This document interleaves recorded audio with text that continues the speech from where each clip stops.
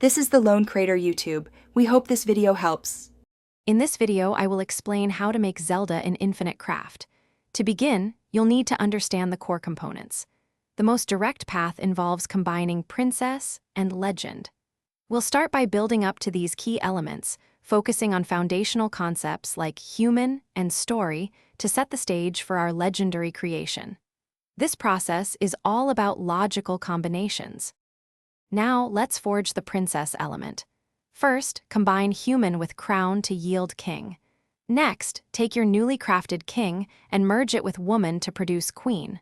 Finally, combine queen with another human element, and you will successfully create princess. This sequence is a straightforward way to get this crucial component. Next, we'll unveil the legend element. A common path involves combining story with time to form history.